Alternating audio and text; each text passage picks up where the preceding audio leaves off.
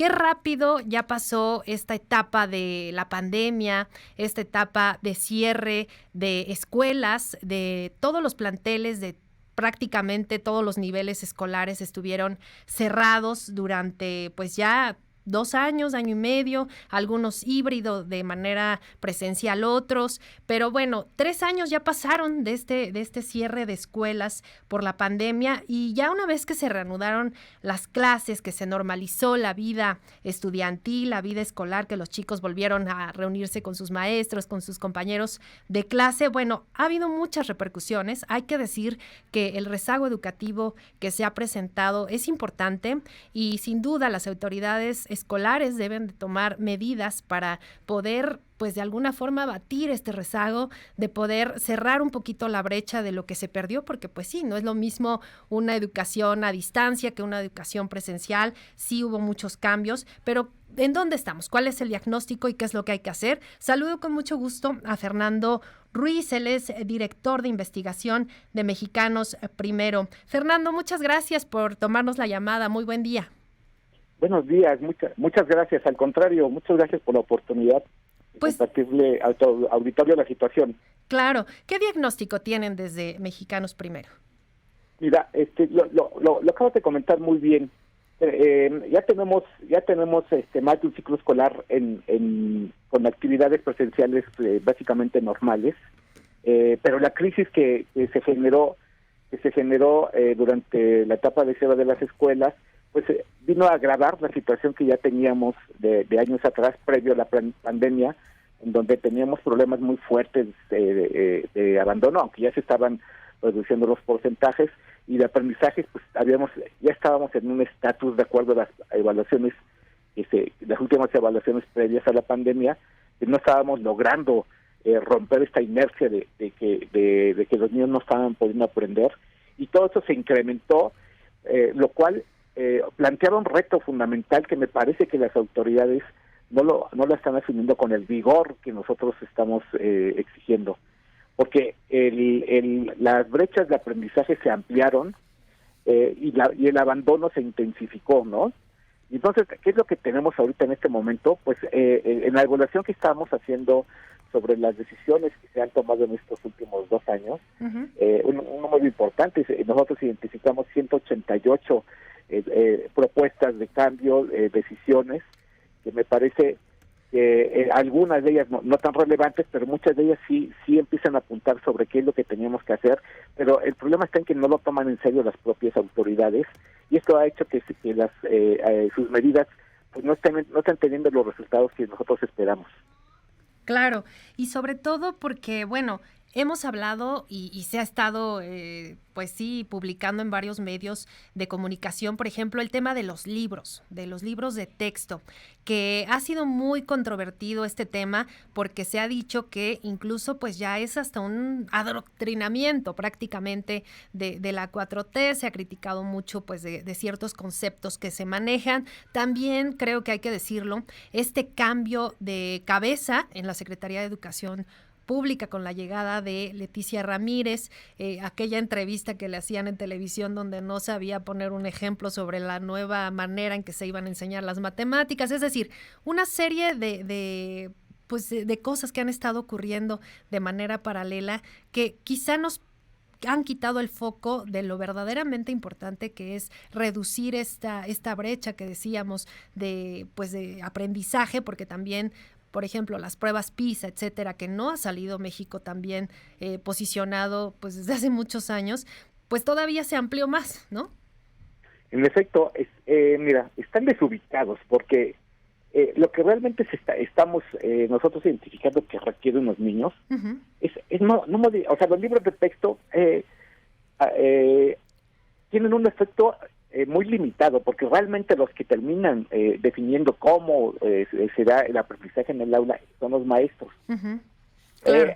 Pero la apuesta que se hizo desde la administración pasada fue, pues preparemos a los maestros, ¿no? Sí. Esa fue la intención de la reforma. No se logró porque se convergieron intereses políticos que determinaron que esta iniciativa se detuviera. Y entonces ahorita lo que estamos nosotros planteando es algo muy muy sencillo. Uh-huh. enfoquémonos en los niños. O sea, es algo increíble que nosotros tengamos que hacer este tipo de definiciones. ¿Qué es lo que necesitan los niños para resolver este abandono?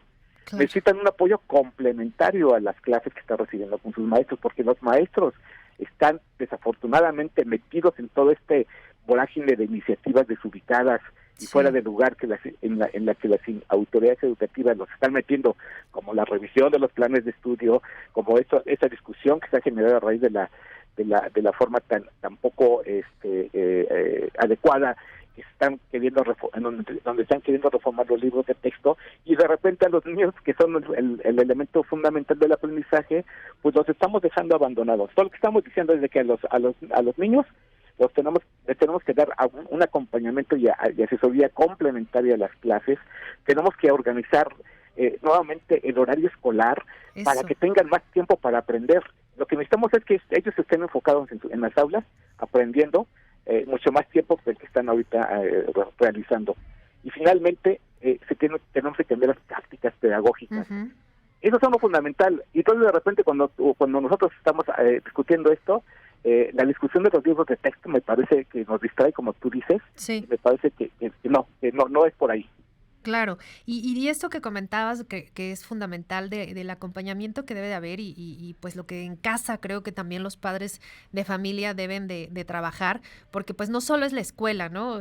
Hablábamos al inicio de la emisión de estos casos de bullying, de violencia que se han visto y que se han reproducido pues en los últimos días en redes sociales, muy lamentables y muy preocupantes también, pero creo que va muy de la mano con el trabajo que debe de hacerse en casa desde la parte de educación, de valores, de ética, pero también en la parte, pues sí, de aprendizaje, de reforzar las tareas que a lo mejor en la escuela no terminan o que pues simple y sencillamente por tanta información que se quiere transmitir a los niños, pues no logran comprender todo, ¿no? Yo estaba leyendo este estudio que presentaban, Equidad y Regreso, que daba unas cifras que de verdad alarman. Era que el 23% de niños y niñas adolescentes entre 10 y 15 años no pudieron comprender un libro, o un texto más bien, de tercer grado, cuando en mayo del 2021 sí lo habían podido hacer. Y es que, pues sin duda, es muy importante la comprensión de la lectura y a veces, pues por leer o por hacerlo más rápido, por exigirles quizás a los niños que lo hagan más rápido en otras condiciones, pues no lo comprenden, ¿no? Mira, abordaste dos puntos que me parecen muy relevantes. El contexto actual de violencia que se está incrementando, por lo menos así lo estamos percibiendo, porque no tenemos datos. Cabe destacar que esta administración no quiso, por ejemplo, en el caso de la violencia y las adicciones, continuar por cuestiones presupuestales con el levantamiento de las encuestas para que pudiéramos ver cómo está agravándose esta situación, pero bueno, las percepciones dicen que estamos en una situación en donde se está incrementando los casos. Y luego tenemos el problema de los aprendizajes que se perdieron y que no contamos en este momento con información por parte de la Secretaría de decirnos qué tan mal están los estudiantes con las evaluaciones de diagnóstico que ya aplicaron este año y el año pasado. Lo que nosotros estamos diciendo es que aparte del fracaso de las estrategias gubernamentales para manejar la violencia en las escuelas, este es un factor que está contribuyendo a que los estudiantes no logren alcanzar los aprendizajes. Y ese es un planteamiento que nosotros vamos a trabajar más el mes que viene, que presentemos una investigación, uh-huh. Pero te adelanto mucho que si los maestros no construyen nuevas prácticas de aprendizaje en donde estén insertos el manejo socioemocional, que es un elemento fundamental para poder construir y ser más efectivos en tiempo más corto los aprendizajes, pues no vamos a lograr remontar esta situación que tú acabas de comentar y que nosotros hemos estado señalando insistentemente desde el año pasado. Son las prácticas de los maestros los que van a empezar a tener resultados, y eso yo creo que es una prioridad que me parece que la Secretaría de Educación Pública paradójicamente no la tiene. Claro, y por último otro punto que también es muy preocupante es el abandono, ¿no? Quizá hablamos ahora del rezago, de las dificultades que que han tenido los chicos para, pues ahora sí que regularizarse, ponerse al corriente con lo que pues quizá tuvieron que dejar de aprender o que se les complicó más hacerlo en casa por su cuenta con los papás haciéndola de maestros en esta pandemia. Pero otro punto que es súper relevante es el abandono, porque quizá muchos niños por la condición familiar de sus padres, etcétera, pues definitivamente no pudieron seguir estudiando, no pudieron tomar clases en línea por un montón de contextos familiares y también pues económicos, quizá en comunidades que pues es difícil el acceso de internet, etcétera. ¿Qué pasa con estos niños que definitivamente dejaron la escuela y que pues muchos no lo retomaron o no han podido retomarlo quizá? Mira, ahí es también nuevamente un tache a las autoridades, porque es increíble que el abandono, que es uno de los problemas crónicos que tenemos y que se han incrementado, pero no es una novedad, no sepamos cuáles son las razones reales de los estudiantes. La única evaluación, información representativa a nivel nacional que se tiene para abandono es de 2012 y fueron para los estudiantes de educación media superior una encuesta muy bien realizada, pero ya totalmente rebasada. Entonces lo que estamos de repente pensando y nos extraña mucho que el gobierno cree que solamente con las becas van a solucionar el problema, pues es evidente que no lo está logrando, porque no son solamente las razones económicas las únicas que están detrás del abandono. Hay un montón de situaciones muy diferentes, pero lo que nosotros estamos planteando es decir, pues por favor, vayamos por esos estudiantes que ya abandonaron la escuela los últimos 2 años, porque esos son los que todavía podemos regresar a las escuelas. Preguntémosle a cada uno de ellos por qué se fueron, porque si no sabemos cuáles son las razones reales que cada uno de ellos tiene, pues no vamos a poder hacer que el sistema educativo construya políticas para evitar y mejorar los índices de permanencia. Y entonces ellos son los que nos tienen que estar diciendo, y no tenemos prácticamente ninguna iniciativa que nos esté diciendo, que nos esté dando esta información. Y la tercera, que nosotros creemos que es muy importante, es que no nada más hay que buscarlos y preguntarles y escucharlos, sino también que no nos podemos regresar así de un día para otro a las escuelas, porque estos estudiantes al tomar esa decisión ya tienen un montón de problemas. Tenemos que darle un curso muy intensivo de académico y socioemocional, porque detrás muchas veces de esas decisiones que toman los estudiantes ya hay una carga emocional de fracaso, de un sentimiento de fracaso, que si no lo atendemos, pues nos podemos regresar, pero al siguiente año vamos a ver que se van a volver a ir, ¿no? Claro, no, pues es que es increíble, ¿no? El no tener este diagnóstico del que hablas, pues es súper importante, pues tenerlo, hacerlo de alguna forma, porque no hay manera de atacar un problema si no lo conoces. Y de alguna forma este diagnóstico daría las claves para poder enfrentarlo. Y también creo, no sé si coincidas, el tema presupuestal, del que se ha hablado mucho. ¿Es suficiente? ¿Hace falta más recurso para las escuelas? Porque también veíamos este programa de pues rehabilitación de escuelas y demás, que hubo también por ahí señalamientos de corrupción, etcétera, pues se va perdiendo en el camino el objetivo, que es reforzar la educación desde las bases. Sí, es más, de hecho, parte del problema de que estas iniciativas, estas 188 propuestas que hizo la Secretaría de Educación Pública de su fracaso, tiene su explicación en el presupuesto. Está desalineado el presupuesto de egresos, el gasto educativo federal, está desalineado de las verdaderas necesidades que tienen las escuelas, los maestros y los estudiantes, porque dice, cuando tú lo revisas, nada más para darte un ejemplo y ubicar cuál es la situación.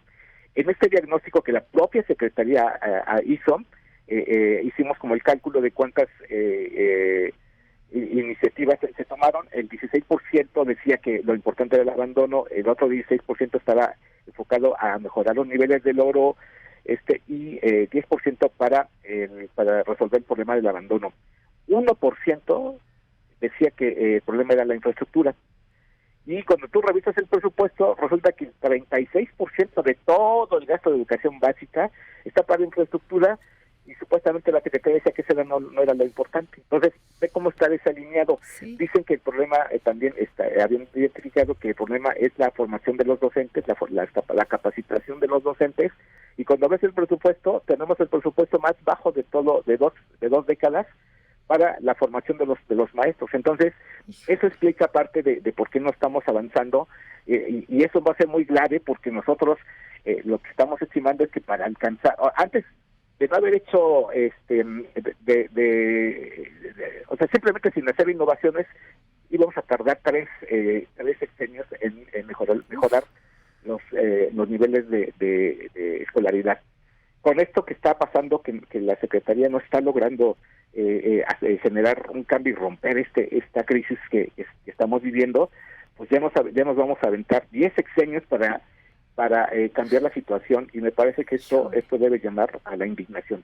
10 sexenios, Fernando, híjoles, es muchísimo tiempo, y además que de por sí la educación, y hay que decirlo, yo hablaba un poco de las pruebas PISA, de todo esto que pues se han venido realizando, y siempre la verdad México no sale en buenas posiciones. Imagínate ahora con este rezago que ya venimos arrastrando, pues va a ser mucho más difícil alcanzar, pues ya no digas niveles de países en Europa, ¿no? Que bueno, ya estamos hablando de palabras mayores, pero simplemente el que los niños tengan los conocimientos básicos. Si te das cuenta, porque van creciendo y conforme van transcurriendo su vida escolar, llegan a la secundaria, a la prepa, pues sus conocimientos y su mecanismo para estudiar, etcétera, pues realmente es muy pobre, ¿no? Y hay muchos que tienen quizás posibilidades de sí tomar otro tipo de cursos, no sé, extra clases y demás, pero otros chicos no. Y por ejemplo,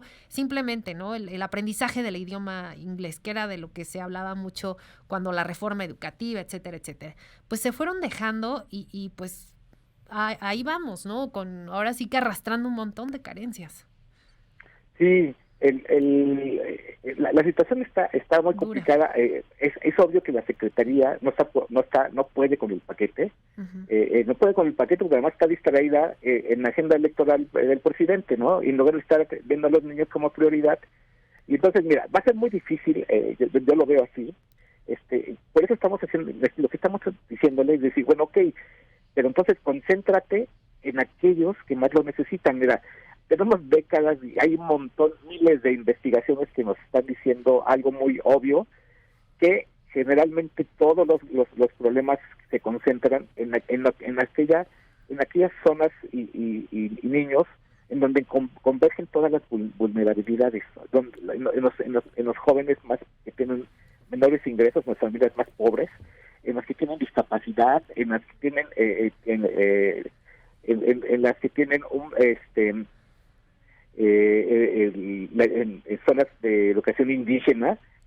Pues mira, en la última década hemos tenido experiencias donde los estados han logrado mejorar los niveles de aprendizaje de las cohortes, es enfocándose en aquellos que están más rezagados, ¿no? Y entonces tú identificas esas escuelas, y sobre esas escuelas vuelcas todo el apoyo, todos los recursos, y podemos así avanzar en muy corto tiempo. Eso es lo que les estamos diciendo, ¿no?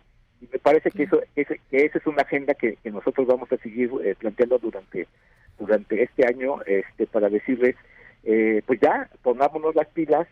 Ya no lo han podido hacer en estos 2 años, pero todavía tienen 2 años, bueno, un año y medio. Un poquito menos.